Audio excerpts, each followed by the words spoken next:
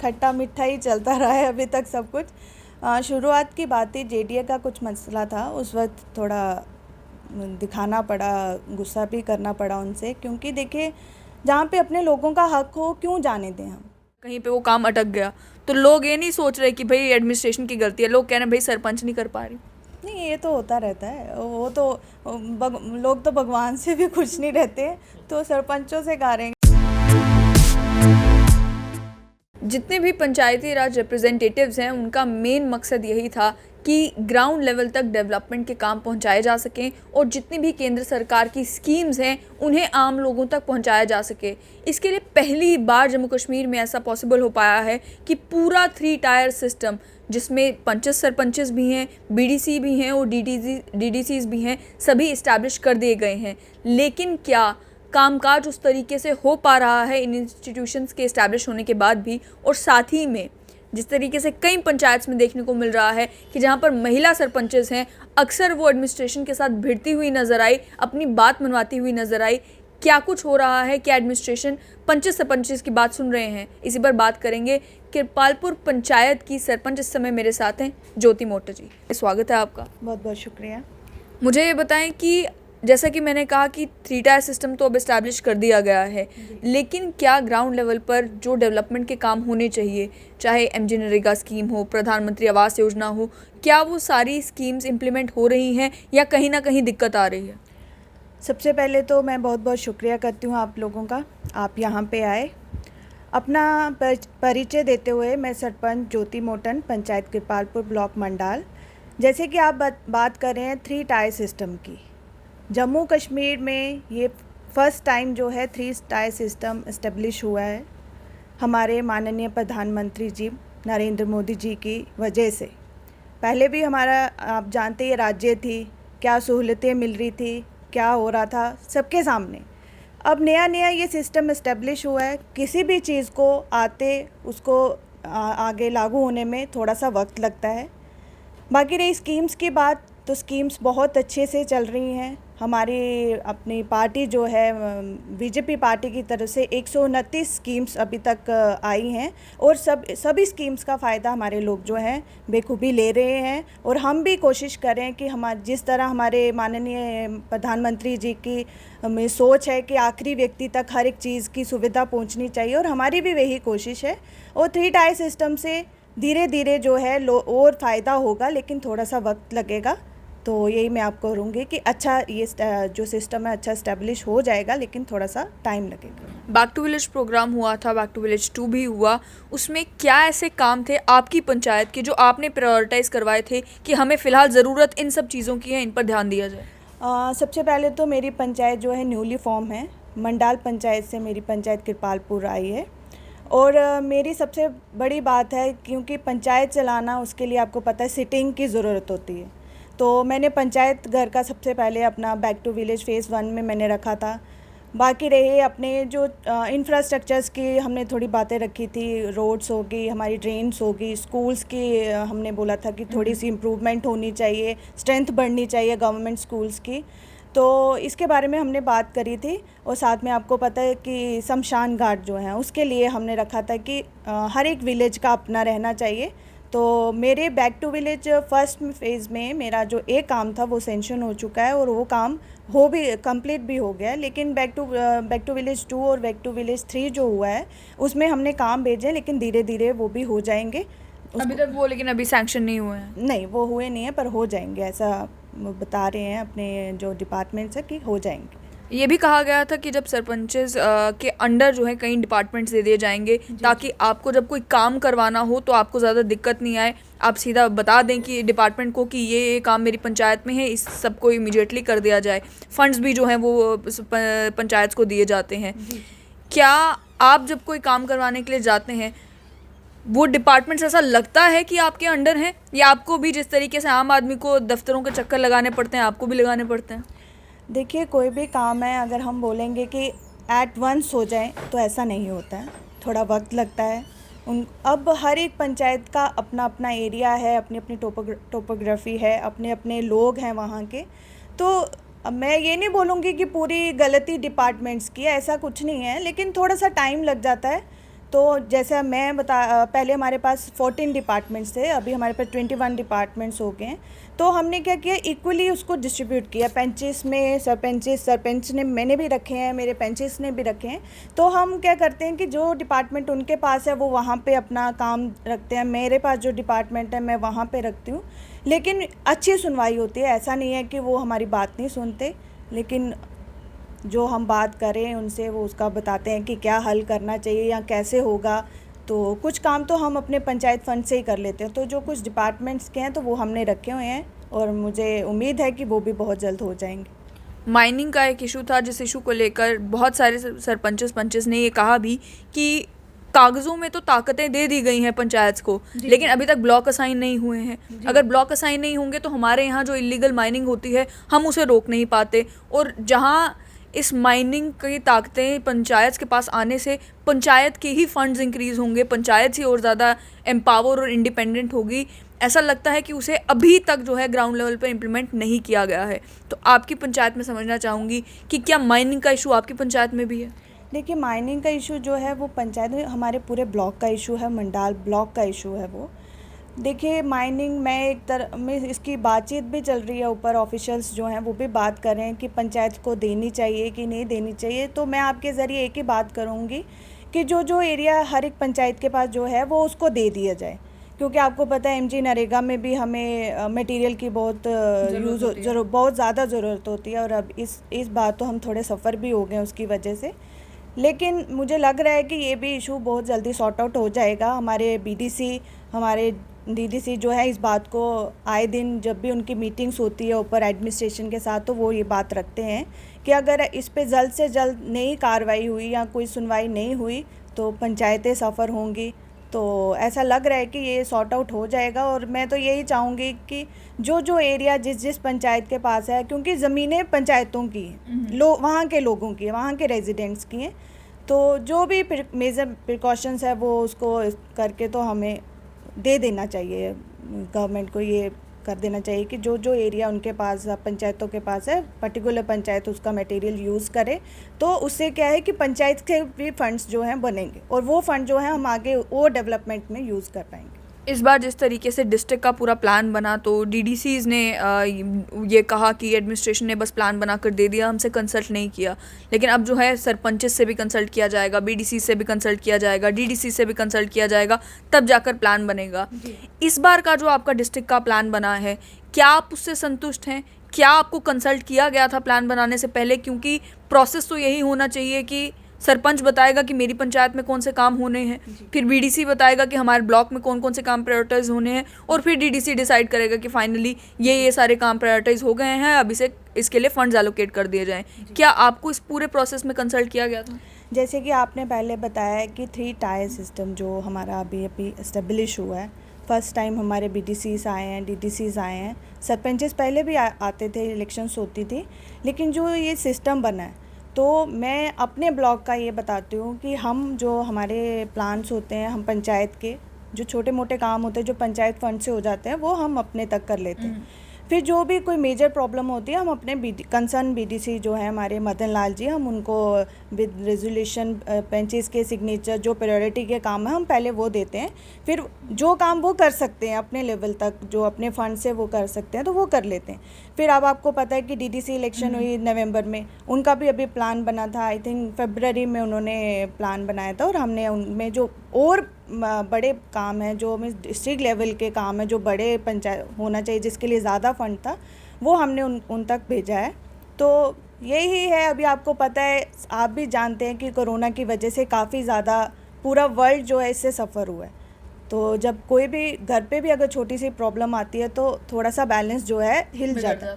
तो ऐसा ही हुआ है, लेकिन उम्मीद है हमें, और मीन्स पॉजिटिव ऐसे लग रहा है कि आने वाले जो हमारे बाकी साल रह गए उसमें बहुत अच्छा होगा। पंचायतें जो हैं और अपग्रेड होंगी, जो अपने बीडीसीज हैं उनका भी बहुत अच्छा रिस्पांस है, मतलब अच्छा जाएगा। लेकिन कोरोना की वजह से थोड़ा सा इम्बैलेंस हो गया है, उससे थोड़ा सी परेशानी है, लेकिन बहुत जल्दी ये ठीक हो जाएगा। कोविड की क्योंकि आपने बात की, क्या आपकी पंचायत में वैक्सीन को लेकर हेजिटेंसी है लोगों में, जो कि आजकल शहर में भी देखने को मिल रहा है? कई सारे लोग जो हैं वैक्सीन को लेकर कह रहे हैं कि हमें वैक्सीन नहीं लगवानी है। जी, वैक्सीन की बात आपको पता, अभी मार्च में वैक्सीन शुरू हुई, मेरी पंचायत में भी काफ़ी लोगों ने लगवाई। अब देखिए, थोड़ी सी एजुकेशन की कमी रहती है। जब तक हम किसी को अच्छे से उसका पार्ट बताएंगे नहीं कि उसके क्या एडवांटेजेस हैं, क्या डिसएडवांटेजेस हैं, तो कोई भी उस बात को नहीं, अब जो पढ़ा लिखा उसको पता है कि इसके क्या फ़ायदे हैं।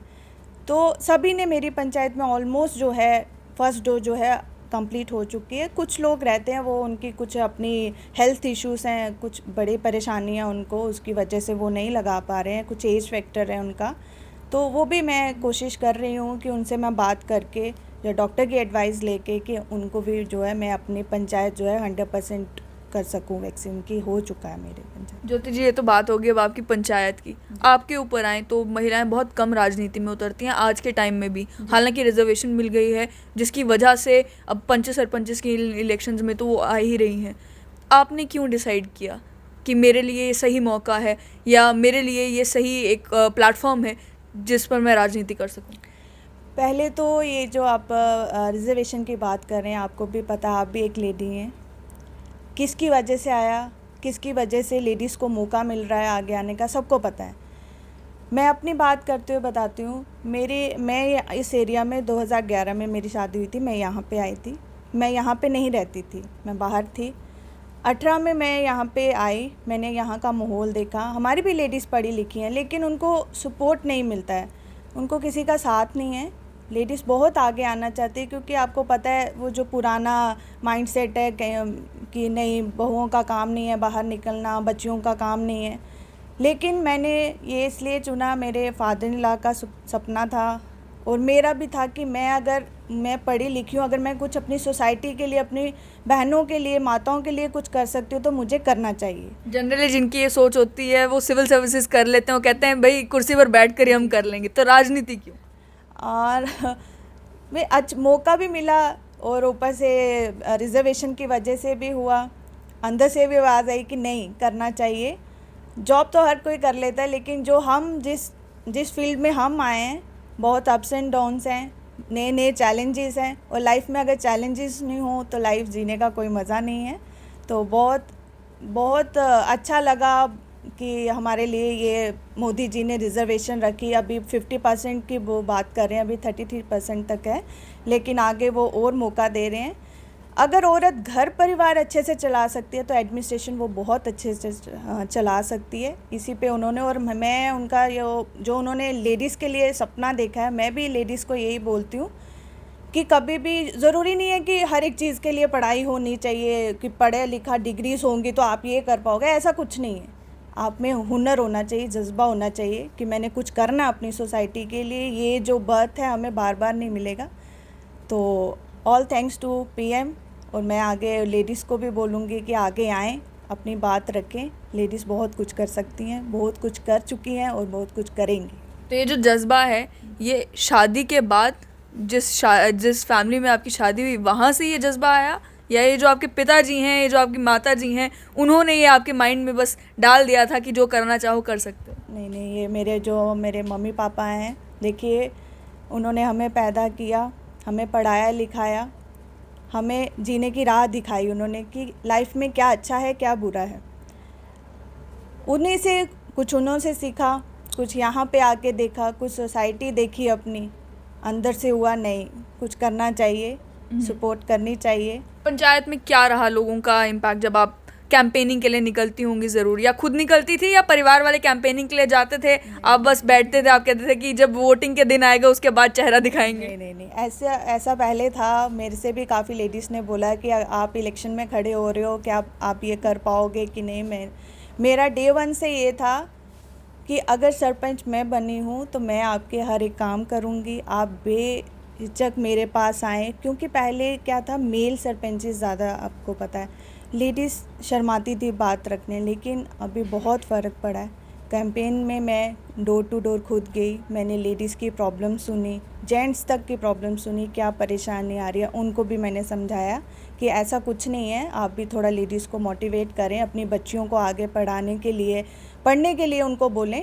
तो थोड़ा सा मैंने उस वक्त माइंडसेट चेंज किया, कोशिश करी मैंने कि अगर मैं आज पढ़ी नहीं होती तो आज आपके पास कोई भी चेहरा नहीं होता उसको आगे रखने के लिए। तो मैं वो वाली सरपंच नहीं हूँ जो चाबी घुमाने वाली। मैं अपने डिसीजंस खुद लेती हूँ, अपना अच्छा बुरा, अपनी पंचायत का अच्छा बुरा मैं खुद सजेस्ट करती हूँ। चाबी की क्योंकि आपने बात की, बहुत सारी ऐसी पंचायत भी हैं जहाँ पर जो सरपंच है वो तो महिला हैं, लेकिन कामकाज जो है उनके पतिदेव देख रहे हैं, उनके भाई देख रहे हैं, उनके पिताजी देख रहे हैं। तो ऐसा तो नहीं है आपके सीन में कि आपके पतिदेव कभी आपके साथ बैठकर डिस्कशन करते हो कि चलिए आए डिसाइड करते हैं आज पंचायत में होना क्या है? देखिए, अब अकेला बंदा तो कुछ नहीं कर सकता है। अब हमारे प्रधानमंत्री जी, आप क्या सोचते हैं कि वो सारे डिसीजंस अकेले रहते हैं? ऐसा नहीं है, उनके भी ग्रुप डिस्कशंस होती हैं। सब देखा जाता है कि इस चीज़ से क्या अच्छा होगा, क्या बुरा होगा। वैसे ही मैं सरपंच हूँ तो ठीक है, लेकिन सलाह तो लेनी पड़ती है। कभी हम हस्बैंड की सलाह ले लेते हैं, कभी अपने बड़ों की, कभी बीडीसीज की ले लेते हैं, बुज़ुर्गों की सलाह ले लेते हैं। ऐसा नहीं है कि मैं सरपंच हूँ तो मैं ही बोलूँगी कि नहीं, अगर ऐसा है तो ऐसा ही होगा। उनकी भी राय ली जाती है। कोई भी बड़ा फैसला जैसे लेना हो, उनकी राय ली जाती है, ग्राम सभा बिठाई जाती है। लोग मोजिव प्रोमिनेंट पीपल जो है मेरी पंचायत के, जैसे मैं अपनी पंचायत की बात करती हूँ, उनको बिठाया जाता है। लेडीज़ से मैं अलग सलाह लेती हूँ कि अगर ऐसा है, ऐसा करेंगे तो अच्छा रिस्पॉन्स मिलता है। अब अकेला कुछ आदमी कुछ नहीं कर सकता, ये मेरी अपने अंदर से है कि अकेला इंसान कुछ नहीं कर सकता। अच्छा, जिताया आपको किनके वोटों ने? जो आपकी पंचायत में महिलाएं हैं उनके वोटों ने जिताया, या जो पुरुष थे उन्होंने भी वोट किया अच्छी खासी मात्रा में आपको?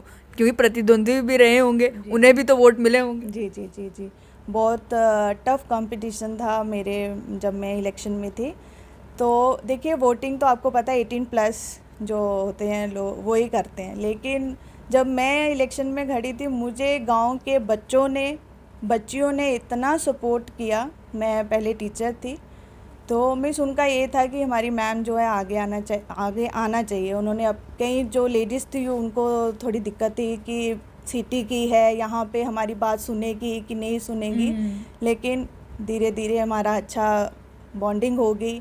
उन्होंने देखा कि नहीं, ऐसा नहीं है। और अभी मेरे को 3 साल हो चुके हैं, अभी भी अच्छा है। लेकिन कुछ काम की वजह से थोड़ा सा, आपको पता है जब नहीं हो तो थोड़ा सा हो जाता है। लेकिन मेरी तरफ से यही कोशिश है कि मैं अच्छा, लोगों की जो भी उम्मीदें थी उनकी मेरे से, जिन उम्मीदों से उन्होंने मुझे चुना कि हमारे गांव की तरक्की हो, कुछ अच्छा हो लेडीज़, तो मैं पूरी कोशिश करती हूँ कि मैं अपनी बहनों की, अपनी माताओं की हर एक जो इच्छा है वो मैं उनकी सुनूं और उसकी कोशिश करूँ कि मैं उसको पूरा कर सकूँ। पतिदेव का सपोर्ट जब चुनाव हुए उससे पहले तो रहा ही होगा, वो भी कैंपेनिंग में शामिल होंगे आपके साथ। जब चुनाव हो गए और आप जीत गए, उसके बाद अभी भी वो सपोर्ट बना हुआ है, या अभी कई बार होता है कि पूरा दिन पंचायत के कामों में ही बिजी रहते हो, घर वालों को टाइम ही नहीं दे पाते हो, या जो परिवार है उनका ध्यान ही नहीं रख पाते हो? नहीं, मैं जो एक लेडी है वो एक, मैं उसमें इतने सारे हुनर है ना। मेरे साथ अपने ब्लॉक की, मंडाल ब्लॉक की 4 लेडी सरपंचेस हैं। हम घर भी देखते हैं, अपना बच्चे भी देखते हैं, इन लॉस भी देखते हैं, रिलेटिव्स भी देखते हैं, पंचायत। लेकिन पंचायत हमने प्रायोरिटी पे रखी है। कई बार ऐसा होता है घर का फंक्शन चल रहा है, दूसरी तरफ कॉल्स आ रही हैं कि हमारा ये काम बड़ा ज़रूरी है, हमारे घर में पानी नहीं आ रहा, वो उसका भी कोई जुगाड़ किया जाए। मैंने बताया ना कि पंचायत प्रायोरिटी पे है और उनकी हम पहले सुनवाई करते हैं। घर को भी देखते हैं, ये नहीं है कि घर नहीं देखते, घर को भी देखते हैं, लेकिन पंचायत के काम हम प्रायोरिटी पे रखते हैं। प्रायोरिटी पर रखते हैं जी।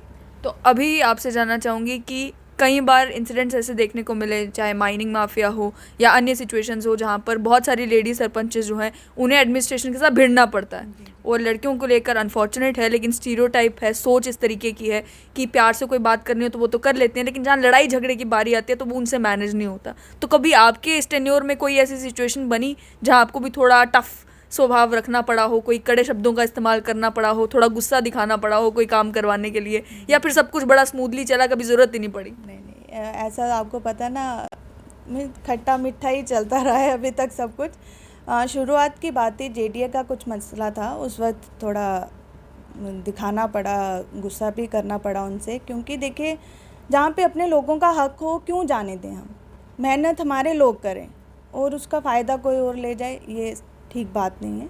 उस वक्त हमारी पुलिस वालों से हुई थी बातचीत और हमने भी रखी थी कि ये पंचायत के लोगों की प्रॉपर्टी, आप कैसे इधर आके कब्ज़ा कर सकते हैं। कोई भी बात है पहले नोटिस करें, उसको नोटिस भेजें, उनसे बात करें, फिर आगे आप अपना रखें। उस वक्त हमारी हुई थी। बाकी रही डिपार्टमेंट्स को लेके, या कभी कभी कहते हैं ना, हर एक घी कभी भी सीधी उंगली जब नहीं निकले तो उल्टी करनी पड़ती है, तो कभी कभी कर लेते हैं, लेकिन ज़्यादातर ज़रूरत नहीं पड़ती। ज़्यादा ज़रूरत नहीं पड़ती, अभी तक सारा स्मूथली चल रहा है। हमें अभी तो अब 2 साल तो हमारे कोरोना की वजह से थोड़े से परेशानी में चले गए, लेकिन शुरुआत में थोड़ा सा हमें भी दिक्कत आई क्योंकि नया नया फील्ड था हमारे लिए, लेकिन अभी बहुत अच्छा चल रहा है। एडमिनिस्ट्रेशन भी अच्छा साथ दे रही है, लेकिन यही मैं बोलूँगी कि जो अगला टाइम जो अब हमारे नेक्स्ट ईयर जो रह गए हैं उसमें अच्छा होगा, क्योंकि पैंडेमिक की वजह से हमारे कुछ सफ़र हो गया, पंचायतें थोड़ी सी सफ़र हुई, लेकिन आगे अच्छा हो जाएगा। कई बार ऐसा हुआ है कि आपने कोई काम प्रायोरिटाइज कर दिया, एडमिनिस्ट्रेशन में कहीं ना कहीं चाहे फंड्स की बात हो या कहीं पे वो काम अटक गया, तो लोग ये नहीं सोच रहे कि भाई एडमिनिस्ट्रेशन की गलती है, लोग कह रहे हैं भाई सरपंच नहीं कर पा रही। नहीं, ये तो होता रहता है, वो तो लोग तो भगवान से भी खुश नहीं रहते, तो सरपंचों से कह रहे हैं, मोदी जी इतना कुछ कर रहे हैं, उनमें भी कोई ना कोई दिक्कत कमी निकाल ही लेते हैं, तो हमारे साथ भी होता है। बस ये है कि हम उनके साथ राब्ता रखते हैं।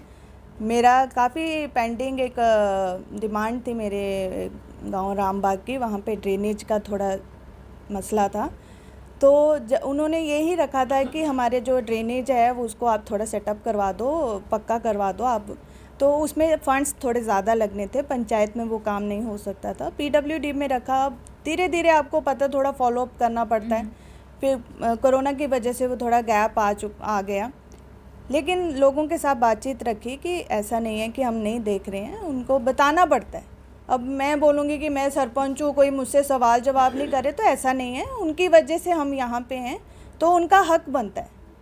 हमारी गलतियाँ भी उन्होंने बतानी है, हमारी अच्छाइयाँ भी उन्होंने बतानी है, और हमें काम भी उन्होंने बताने हैं। हम उनके चुने हुए नुमाइंदे, अगर हम नहीं करेंगे तो कौन करेगा?